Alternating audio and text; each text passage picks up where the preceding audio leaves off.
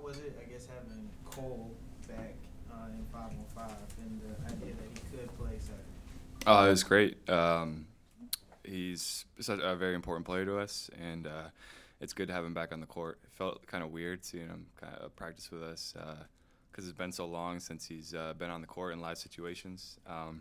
But it was great. I mean, he did some really good things, and we hope to have him back as soon as possible. Andrew, early in the year, the team was really kind of deferring to Cole, almost to a fault. And it seems like, at least in the last week or so, you guys have kind of figured out how to operate the offense effectively and taking good shots and those kind of things. Is that going to be a transition period, kind of working them back in? Do you see that being seamless? No, because I think we've figured out how to play with each other a lot better. And I think a person as smart and intelligent as Cole is on the court will just pick that up right away. I don't think we need to defer to him as much as we did before because we're all a lot more confident in how we're playing and just what we know we can do on the court. And I think the ball is moving a lot better. So I don't think we need to defer. I don't think we need to just give him the ball at the end of the shot clock. I think there's more things we can do now in our offense and just be more confident in how we're playing and moving the ball and not just relying on one person to kind of get us a bucket.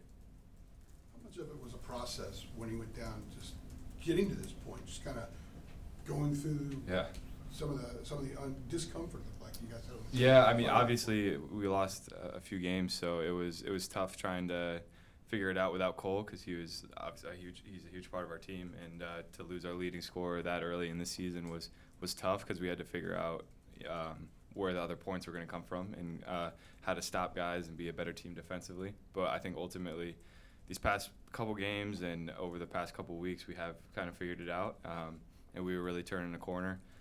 So bringing him back is just, I think it's going to add to our success, and he's a big competitor and he just wants to win as much as we do, so that'll be good. Andrew, obviously you guys are bringing energy every practice, but it's a little different this week, coming off a 2-game win streak with the potential of having a playmaker like Cole come back? Yeah, for sure. We feel very confident going into this game, but we can't get overconfident and kind of fall back to, we won 2 games, like we're going to be okay, which is not the case because we need to string more together and we need to win more games if we're going to have a shot at playing later in the year. Andrew, you talked about the team playing better over the past couple of games, obviously on a 2-game win streak. Is anything noticeable changed in those 2 games that helped y'all get those wins? It seemed like the Virginia Tech game as well. You guys played a lot better too. I just think we're a lot looser. We're playing with more confidence than we were before. I think we really wanted to win some of the games we lost, and that's just kind of devastating to lose games like that, especially the overtime ones like Clemson, which is a heartbreaker, and that really takes a lot out of a team. It's pretty deflating. So to get back up afterwards, I think it shows a lot of resilience from our guys, and that's been our mantra this year. I mean, we've been like killed by injuries and you name it, like we probably have had it done to our bodies. So I mean, it hasn't just been one person; it's been everybody, and everybody's fighting through stuff. So to come back and get those wins, it really means a lot, and we're just gonna try and keep pushing forward. Does it mean even a little bit more knowing that you guys got a couple wins before Cole comes back? Yeah, no, it means like we can do this. We're all talented basketball players. Like we know how to play, and what coach wants us to do is just a matter of doing it.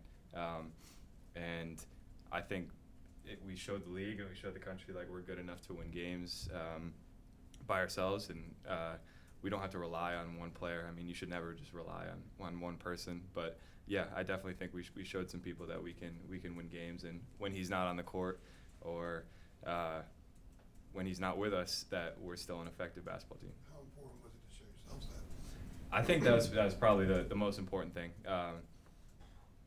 We're all good basketball players, like I said, but we're gonna be fine without it. Like it's just the next man up mentality. So you can't really put all your eggs in one basket with one player. You gotta prove to yourself at some point that you can do this, and I think the last few games have really shown that we could.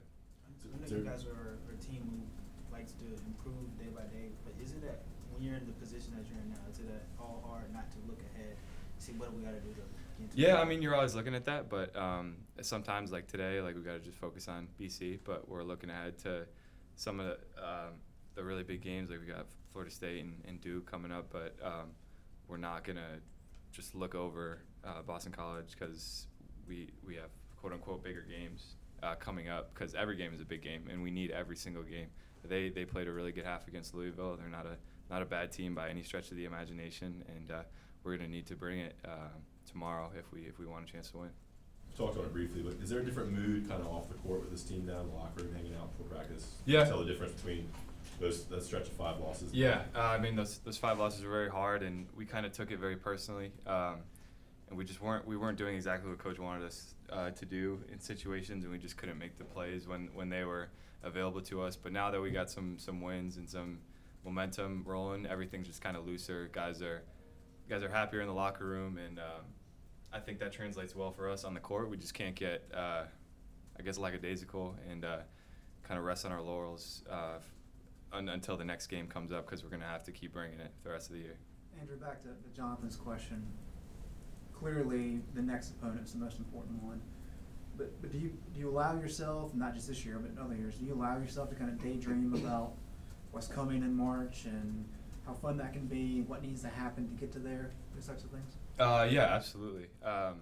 You're always thinking about like the best case scenario, like what you need to do to get places. Like obviously we all want to play in the tournament. We've dug ourselves a hole a little bit, and we're going to need to dig ourselves out of it. But yeah, you're looking ahead, but you got to just focus on what you have in front of you and try and do the best you can with what you have. And what we have now is BC, and we don't know if Cole's going to play tomorrow or not. We hope he does. He's been doing some good things in practice, but we're going to go in and watch the tape and get ready and make a game plan and try and go for it. Anything else, anybody? Thank you, Anthony. Thanks, guys. Thanks, Andrew.